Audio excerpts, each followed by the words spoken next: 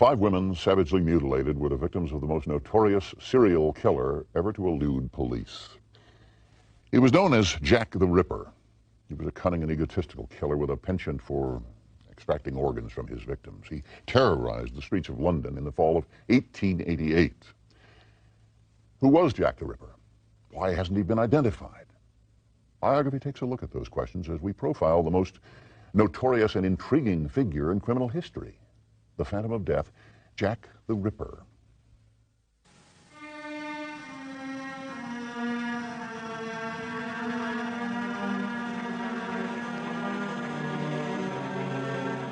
My knife's so nice and sharp, I want to get to work right away if I get the chance. Good luck.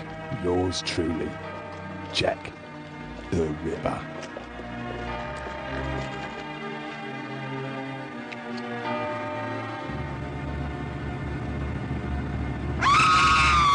It's a year after Sherlock Holmes first appeared in print.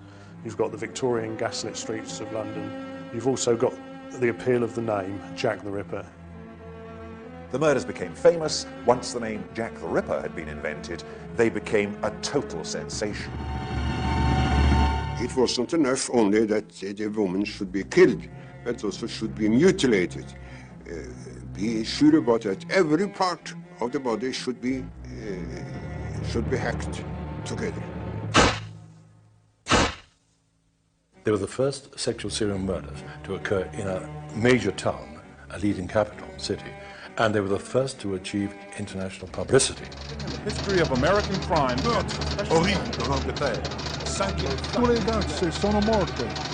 What fascinates people is not the murders themselves, it's the puzzle. Who? Who did it? Why weren't they caught? And it's that puzzle which teases everybody.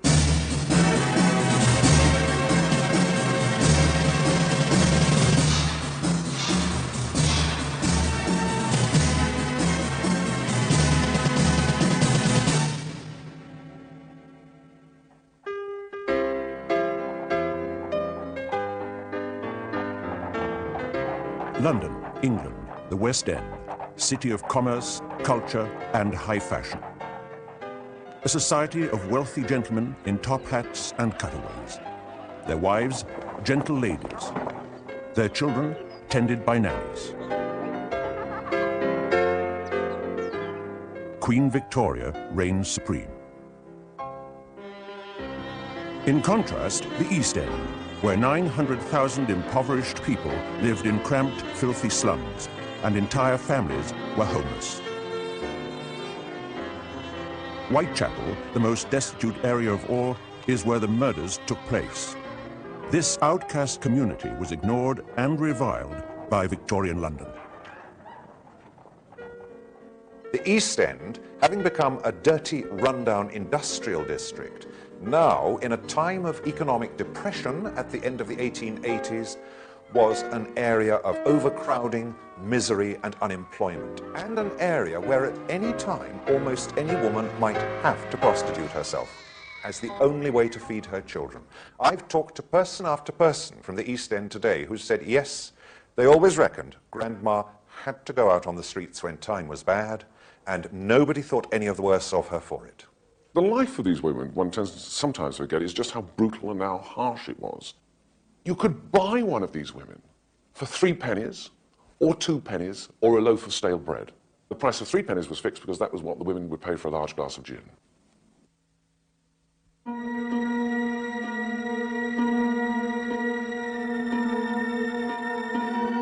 Dear Father, I just wrote to say you will be glad to know I am settled in my new place and going all right up to now.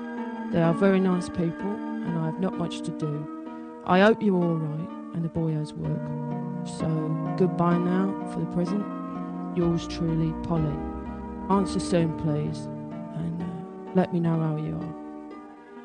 Polly Nichols was murdered on the 31st of August 1888, and on that particular day she'd had 3 customers. She'd spent the money on gin. So when she turned up at the lodging house to get a bed for the night, not only was she drunk, but she didn't have any money for a bed. But she felt pretty confident about getting a 4th customer because she thought she looked particularly attractive.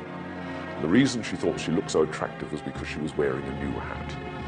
I mean, she was drunk, She's got 5 front teeth missing, but she was wearing this new hat. The last words to the lodging house keeper were, "See what a jolly bonnet I'm wearing." August the 31st, 1888 was the first Ripper murder.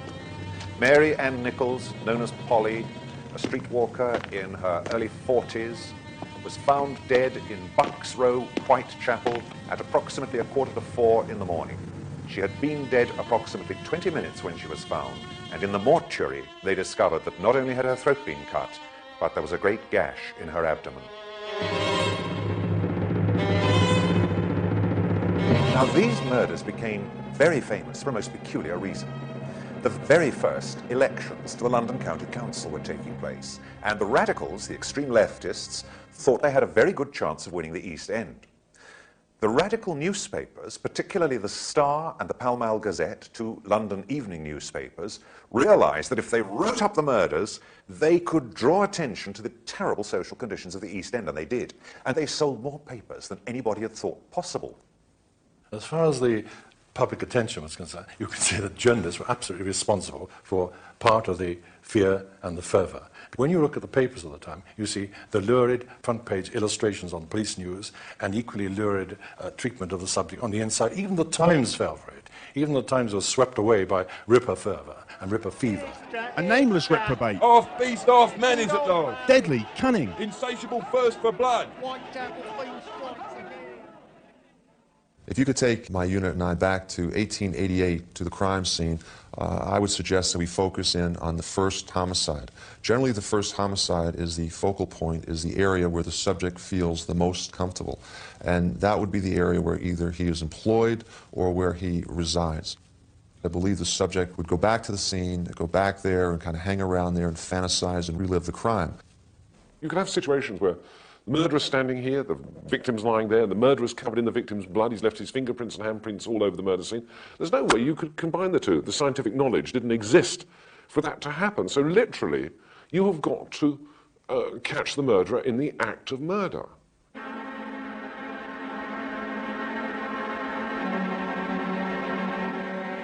On the 8th of September 1888, at 10 to 6 in the morning, the second victim was found.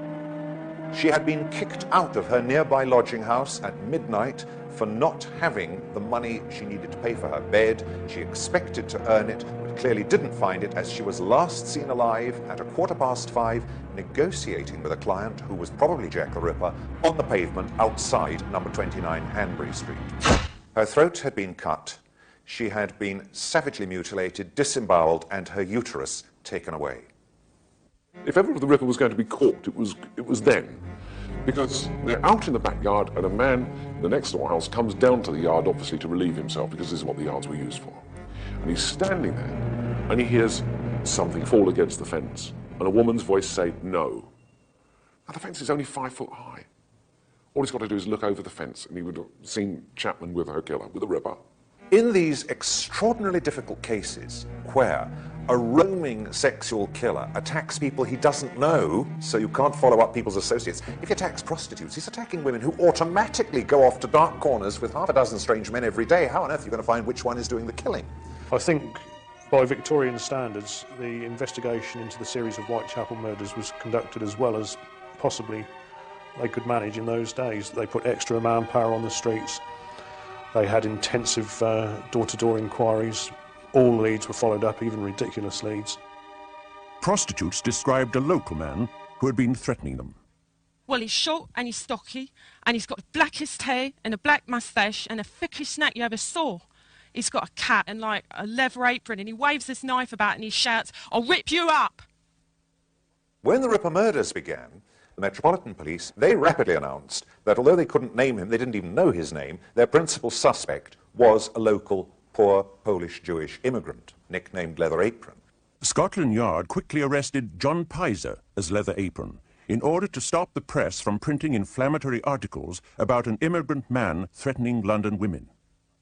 There was no evidence implicating Pizer in the murders, and he was quickly released. But the incident fed ethnic tensions in the East End. The Irish were resented by the native English. The Irish themselves resented the new influx of Jewish immigrants who settled particularly in the parish of Whitechapel, because that was where the ancient two synagogues of London had always been, and they were racing in, fleeing the pogroms of Russia and Bismarck's clearances of Jews in Silesia. Onto that Jewish community is projected the idea that it's a Jew that is the Ripper, the murderer, because no Englishman, no East Ender, would actually have committed such a crime. So the Jews are already becoming, the immigrant Jew is becoming the scapegoat and the suspect for the Ripper murders. The police next turned their sights on doctors who performed amputations and surgery. Perhaps the killer who extracted organs from his victims was a doctor. It is apparently an amputation knife, a late 19th century amputation knife. And certainly it's the sort of weapon which could have done the murders. A number of medical students whose brains had been unhinged were being sought after. And in fact, there was a time when to be a doctor and to carry a bag around made you an enormously suspicious person. The idea that the Ripper was a doctor came from one and one only of the medics who examined the bodies. Dr. Baxter Phillips, after examining Annie Chapman's body, said this was the work of an expert. The abdomen had been entirely laid open. The intestines, severed from their mesenteric attachments, had been lifted out of the body and placed on the shoulder of the corpse, whilst the pelvis, the uterus, and its appendages had been entirely removed. Obviously the work of an expert, of one at least who had such knowledge of anatomical examinations as to be enabled to secure the pelvic organs with one sweep of the knife. The people at the top had the medical evidence surveyed by Dr. Bond of Westminster, a police surgeon they trusted implicitly, and Bond's full report on all the medical evidence in the case said no skill at all, not even the skill of a butcher.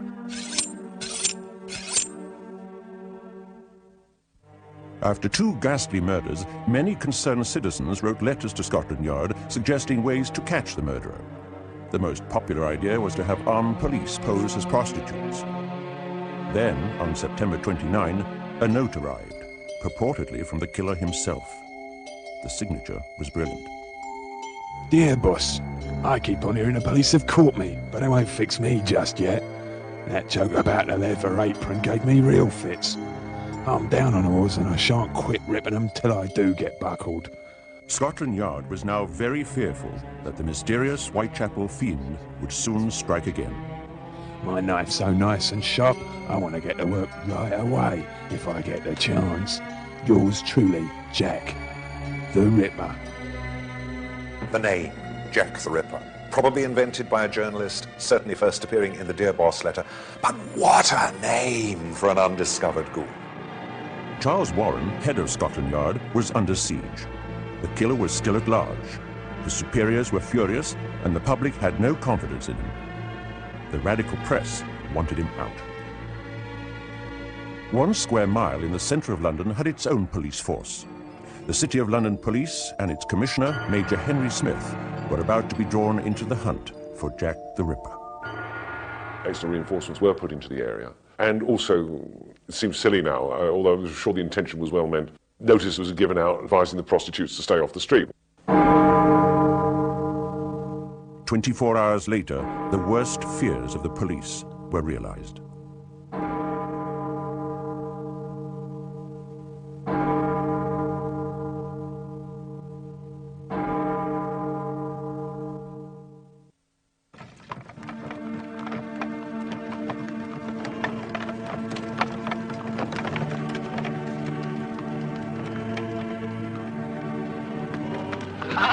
The first victim that night was Elizabeth Stride, nicknamed Long Liz. She had been seen hustling for trade up and down a little road called Berners Street in the East End during the evening from 11 p.m. Her body was found at about 1 o'clock in Duckfield's Yard, a little opening off Berners Street. Her throat had been cut, but she'd not been mutilated, and it is thought that the Ripper may have been frightened off by hearing Deemschutz's pony and trap approaching. Murderer slipped out from behind the gateway, headed west, and crossed the invisible boundary. No big wall or ditch to jump. It's just crossing from one side of the street to the other. Crosses from Scotland Yard territory into the city. It is there, then, he picks up the second prostitute on that night, a prostitute called Catherine Eddowes. Night, old cock.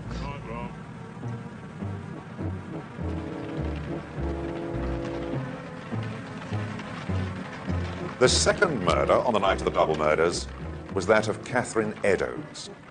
Her body was found at about 1:45 in Mitre Square in the City of London.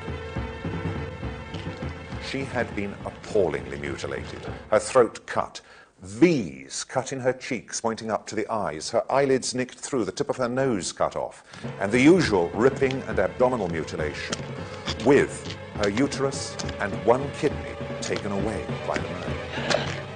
Now, nobody has seen or heard a thing. Not the policeman on the beat, the policeman and his family, in the house opposite, the night porter with the door partly open. They didn't actually have to see the square or be present on it, because Mitre Square had an echo on it. He's now killed once on Scotland Yard territory, Metropolitan Police territory. He's now killed once on City of London Police territory. So you've got search parties coming from both directions looking for him. And he's in between. I mean, he's very confident, he's very arrogant. Commissioner Smith of the London Police immediately assigned men to the case. He was not about to be criticised as incompetent and hopeless as press cartoons portrayed his counterpart, Sir Charles Warren. At the same time, 4,500 East End women who were concerned about brothels and raucous taverns in Whitechapel signed an impassioned letter to the Queen. Madam, we the women of East London feel horror at the dreadful sins that have been lately committed in our midst, and grief because of the shame that has fallen on our neighbourhood. We have learnt much of the lives of those of our sisters who have lost a firm hold on goodness and who are living sad and degraded lives. We would also beg that your Majesty will call on your servants in authority and bid them put the law which already exists in motion to close bad houses within whose walls such wickedness is done and men and women ruined in body and soul. We are, Madam, your loyal and humble servants. There was a feeling that what happened to these women deserved to happen to them. The average Victorian regarded a prostitute as a gay woman. Now, they use the word gay not in this sense that we use it today as meaning homosexual. They use the word gay as meaning nymphomania. Prostitutes were all nymphomaniacs. That was why they were prostitutes. Therefore, they were on the streets for their pleasure. The fact that they were there out of sheer economic desperation and necessity is rarely considered. Therefore, they're on the streets for their pleasure. The wages of sin is death. Therefore, what happened to them? Deserved to happen. So why waste too much time over these women? It's another piece of street cleaning. After the murder of Catherine Eddowes, women in the West End feared for their lives. The Ripper was both bloodthirsty and unpredictable. This was someone who was killing individuals, but was clearly sending a message to society generally, so that everyone begins to perceive him as talking to them directly. And that's, again, that's the change that happens. Is when the killer suddenly realizes, I'm only killing one person at a time, but in a way I am assaulting society. 15,000 constables manned the streets. 1,500 undercover detectives prowled the docks in Covent Garden, including a director of the Bank of England, who disguised himself as a common labourer. Out of necessity, the sneaker was invented. In common with hundreds of others, I was drafted there and we patrolled the streets, usually in pairs, without tangible result. We did, however, rather anticipate a great commercial invention. To our clumsy regulation boots, we nailed strips of rubber, and so ensured some measure of silence when walking. Unfortunately, the inquiry was under two separate directions. The city police, with their involvement with Catherine Eddowes' murder, the one canonical murder that took place in the city, held a separate investigation, and although the two forces were supposed to liaise, and did liaise quite well at ground level, the chiefs didn't get on, and the chiefs did not properly exchange information. Soon, citizens took matters into their own hands. We know that the vigilante groups arrested people on the streets.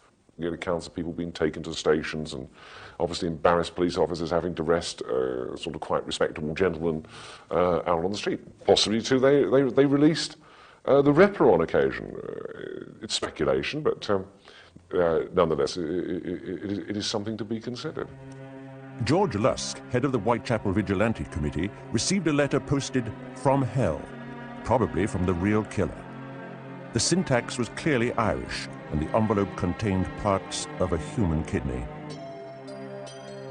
Mr. Lusk, sir. I send you half a kidney I took from one woman. Preserved it for you. T'other piece I fried and ate it. It was very nice. I may send you the bloody knife that took it out, if you'll only wait a while longer.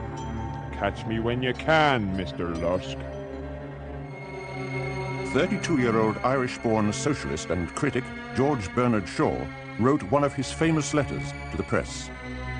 Less than a year ago, the West End was literally clamouring for the blood of the people hounding Sir Charles Warren to thrash and muzzle the scum who dared to complain that they were starving, behaving in short as the property class always does behave when the workers throw it into a frenzy of terror by venturing to show their teeth.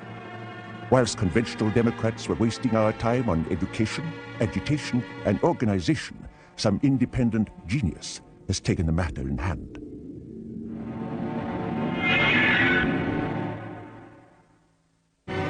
A murdering fiend called Jack the Ripper had killed 4 women. How many more would die before he was through? It escalates. It constantly escalates. And we see this more clearly probably in the Ripper case than in anything else. The constant escalation of mutilation. You've got a murderer. He's now working to some timetable of his own. It goes like this. 31st of August, he kills Polly Nichols. 8th of September, he kills Annie Chapman. 30th of September is the double event. He kills Stride and Eddowes. 8th of October, nothing happens. 30th of October, nothing happens. The night of the 8th, 9th of November, he meets his 5th and final victim. And this is this young prostitute called Mary Kelly.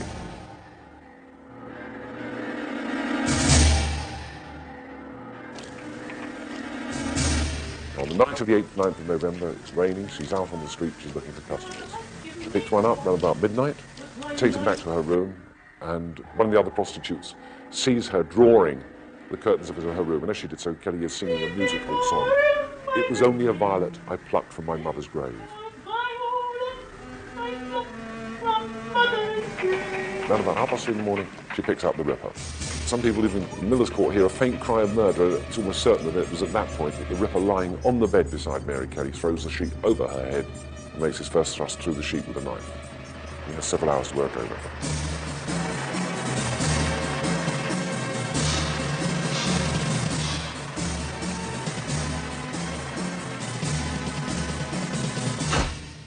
She had been absolutely savagely mutilated, almost cut to pieces, her abdomen entirely emptied and the contents left scattered around on the bed beside her. Pieces of flesh had been left on a table beside the bed. Her heart had been extracted from her thorax, and it is possible, from the way the doctor described this, that that was taken away. There is the photograph of the murder. She's lying on the bed facing the window. You can just see the puff sleeves of her chemise. This is what confronts the police when they get there to begin the investigation. News of Mary Kelly's savage death stunned the world. Eine furchtbare Morde in London in Whitechapel. Nothing in the history of American crime can, with special horror, be said to outmatch East End butchery. The horrendous murder of Mary Kelly alarmed Buckingham Palace and greatly distressed Queen Victoria. She promptly telegrammed her Prime Minister with an urgent message.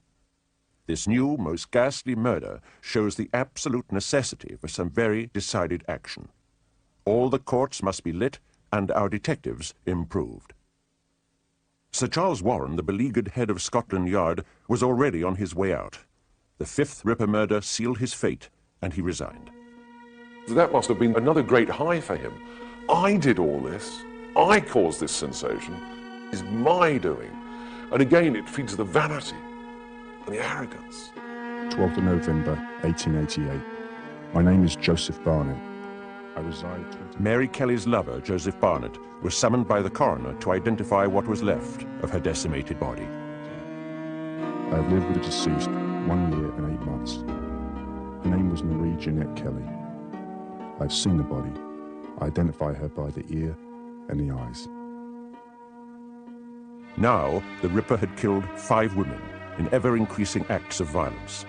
Scotland Yard and the city police kept extra forces on the street and continued to search for the Phantom of Death.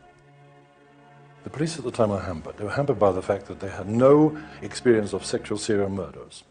They had no files to look at. They had no reliable consultants who could come along and say, it'll be a man like this, look for this sort of man.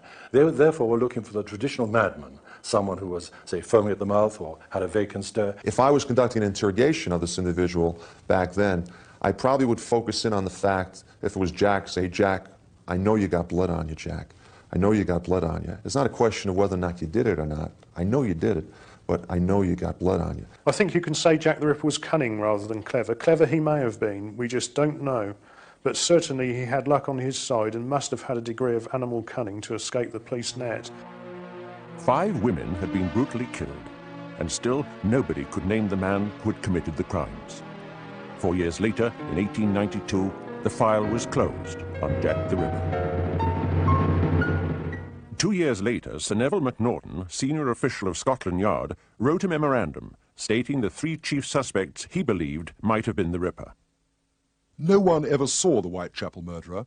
Many homicidal maniacs were suspected, but no shadow of proof could be thrown on any case. I may mention the case of 3 men. Mr. M. Druitt, said to be of good family, who disappeared at the time of the Miller's Court murder, whose body was found in the Thames about 7 weeks after that murder.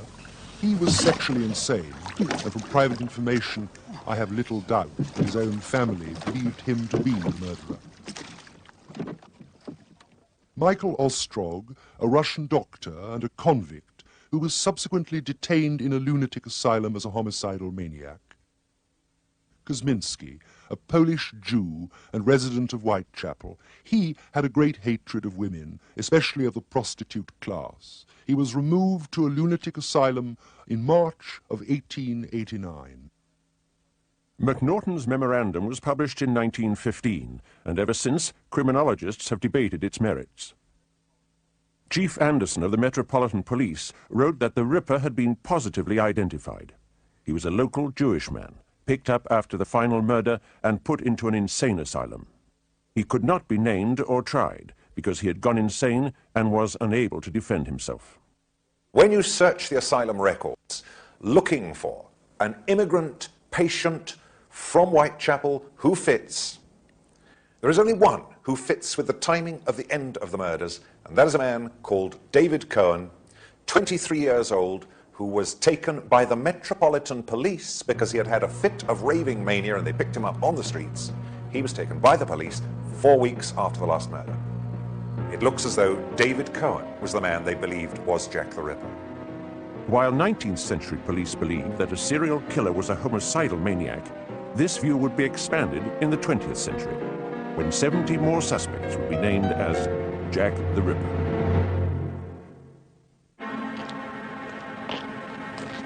The name Jack the Ripper has come to symbolize terror the world over. Stories about this phantom of death are so compelling that even the great master of the macabre, Alfred Hitchcock, based his very first film on the well-known tale of a lodger, mistakenly thought to be the Ripper. In his film, Jack is called the Avenger. Your officer from Scotland Yard, what's your name? George Bunting. In 1932, director Maurice Elvey produced his version of the same plot, The Phantom Fiend. You stay here. Show us the room. Come along. Movies entertain us with Jack the Ripper mythology, but theories abound. Speculation is fair game. I could give you a lovely story that Oscar Wilde was Jack the Ripper. Nobody's ever suggested it, but take it from me, he wasn't. The only person who hasn't been dragged in yet, and I'm just waiting for it to happen, I've thrown out a few in, is Florence Nightingale and Queen Victoria herself. Both of those are completely out of the score for the moment, but just wait.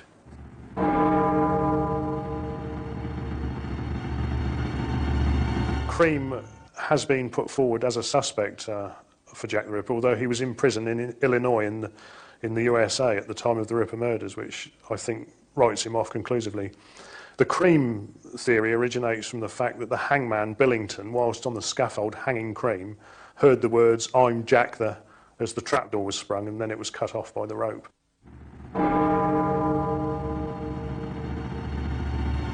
Sir Arthur Conan Doyle, creator of Sherlock Holmes, speculated on a Jill the Ripper. If a man was in disguise as a midwife, he could move about the streets with blood-stained clothes, undetected.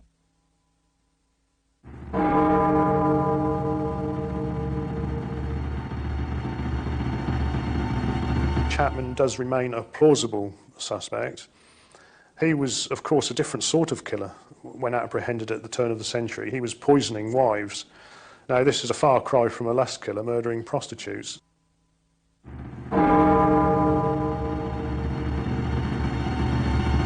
If you are fascinated with the mystery of Jack the Ripper, you are a ripperologist.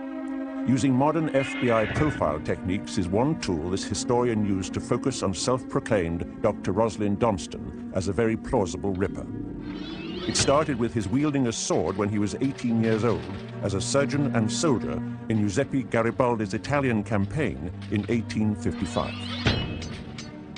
And bit by bit, and for a long period, as I managed to find out about his service with Garibaldi, I managed to find out his medical experience, I managed to find out his association with prostitutes, I managed to find that 5 people independently at a later date were pointing to him as the Ripper, or potentially the Ripper.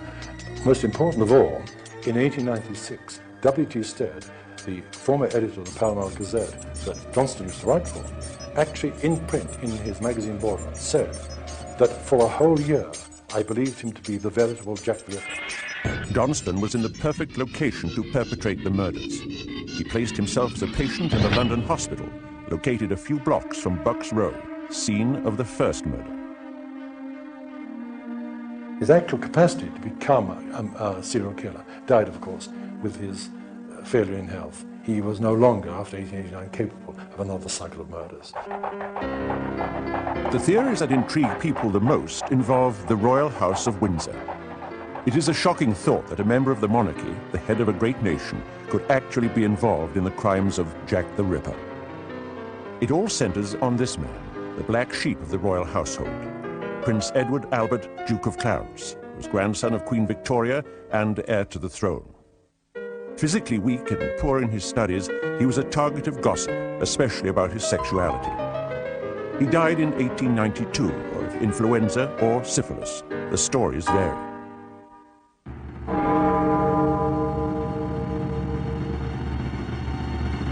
The royal theories began in earnest when Sir Thomas Stowell published an article in 1970 stating that Sir William Gull, physician to the Queen, committed the murders with the Prince, who was in the delusionary stage of syphilis and was somehow compelled to slaughter prostitutes. And in that way, leaps and bounds, almost like a fantasy game, the Duke of Clarence was dragged in for the first time. That immediately attracted worldwide attention because anything to do with the royal family sells newspapers. Then, in 1973, a bizarre new twist. The Prince had fathered a daughter with an East End Catholic woman. Gull and Freemasons covered up for the Prince. And the whole thing was a Masonic conspiracy to save the crown, because the Duke of Clarence had done something he shouldn't have done. He had married a Roman Catholic lady and had a child by her, and that was death for the royal family. So, in fact, all the people who knew about it had to be eliminated. There were 5 prostitutes. According to that theory, Gull and the Prince rode through Whitechapel in a coach and sought out Mary Kelly and the 4 other prostitutes. They mutilated the bodies and lay them on the street to be found by the police.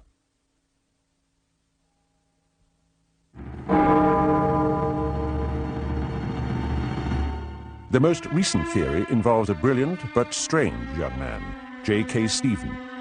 He was hired as a tutor for Prince Eddie. The royal family had no idea about that J.K. Stephen was a homosexual and had personal problems.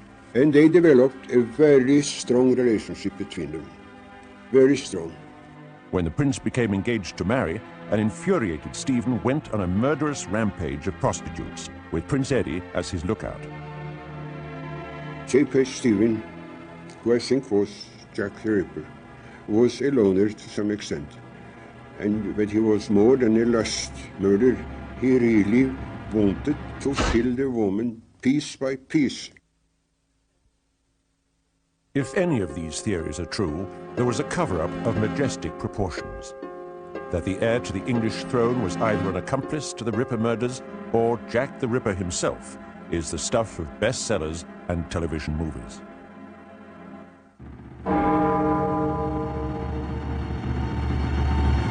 A few years ago, a diary surfaced that has caused much debate and great excitement.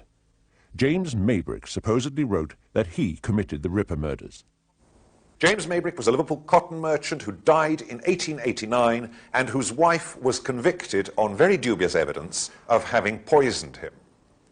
A journal turned up in Liverpool in 1992 which purported to be Maybrick's and to be a confession that he was Jack the Ripper. Very few of us believe it. The diary is not in Maybrick's handwriting. There is internal evidence to suggest that it is not a genuine piece of work with knowledge of the murders, and examination of the inks appears likely to show in the long run that it is definitely a modern forgery. He fails. In too many ways, he just fails the test. But again, it's one of those tantalizing, every time you hear something new and you hear about a new possibility, you jump at it hoping, this is the one. We're going to find out who it was. I think there is evidence about, but people don't always realise whether they've got, simply because the legends are taken over. The films blur the issue. I mean, I've been astonished at the number of people, for instance, so they look at the Michael Caine film, Jack the Ripper, and say, oh, the mystery solved. It's not. I mean, the whole thing, about 99% of it is fiction. But for a lot of people, that's the solution to the case. So, therefore, if they do come across evidence, if they do come across documentation, they're not going to put it forward because they think the mystery has been solved. It hasn't. And that's one of the things we need to sort of get over, that we are still looking for the identity of Jack the Ripper.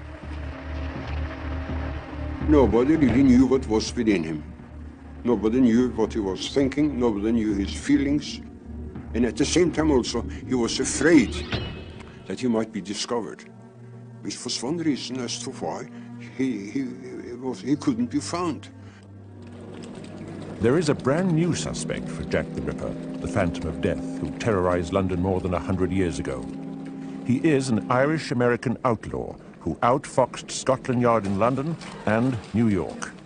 This American was at large in London at the time of the murders. The police were seeking him at the height of the murders.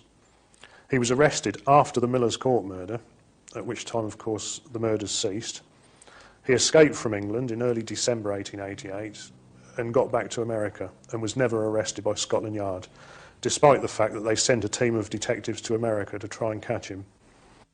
A letter with an undisputed provenance is the source of this new information.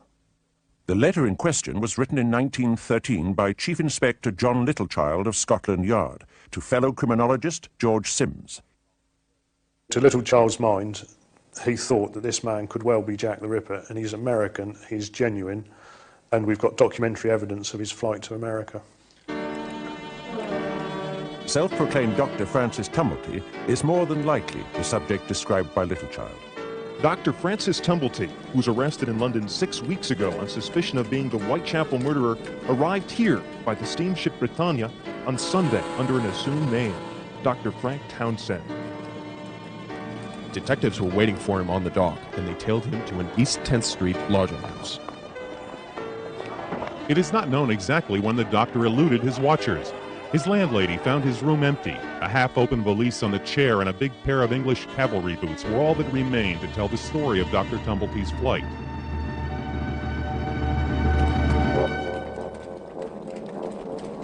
Tumblety used many aliases. He may well have chosen the name Blackburn to purposely align himself with an infamous Dr. Luke Blackburn, a staunch Confederate and instigator of nefarious plots during the time of the Civil War. Dr. Tumblety, alias Blackburn, the person who was arrested in London a week ago as Jack the Ripper, was a well-known character in Brooklyn many years ago. In the 60s, he used to walk down the street in his uniform, accompanied by a big dog. April the 16th, 1865. President Abraham Lincoln was assassinated. Tumblety, possibly mistaken as the infamous Confederate Dr. Luke Blackburn, was arrested. This was the report Colonel Baker gave Washington about their prisoner. All his papers were examined. He has gained an extensive notoriety as an impostor and quack, but nothing was found in them lending to implicate him with the assassination. Within a few weeks, he was released. Washington, D.C., May 26, 1865. To the Honorable E. M. Stanton, Secretary of War. Sir, I have the honor to recommend the release from custody of F. Tumblety, prisoner now at the Old Capitol. Very respectfully yours, H.G. Burnett, Provost, Colonel, and Judge Advocate.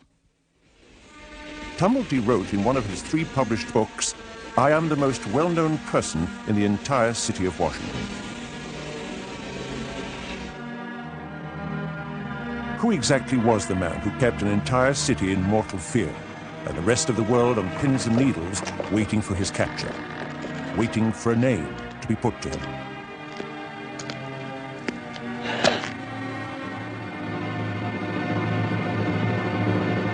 Serial killing is certainly as old as human society is. When you have a form of behavior that is so connected to the intimate details of childhood and family upbringing, so for as long as there have been children and families, there have probably been these kind of characters.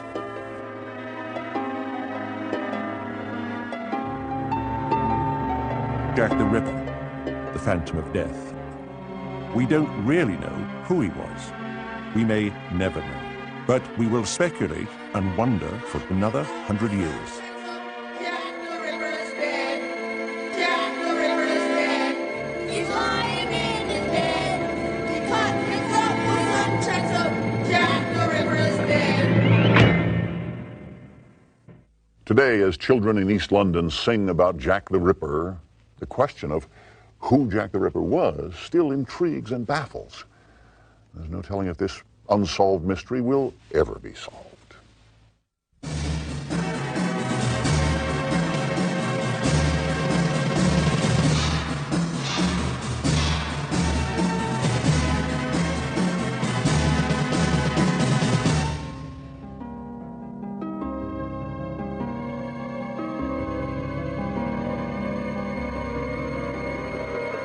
Jack the Ripper is dead.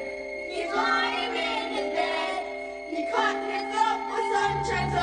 Jack the Ripper is dead. Jack the Ripper is dead. He's lying in his bed. He cut his up with unchecked. Jack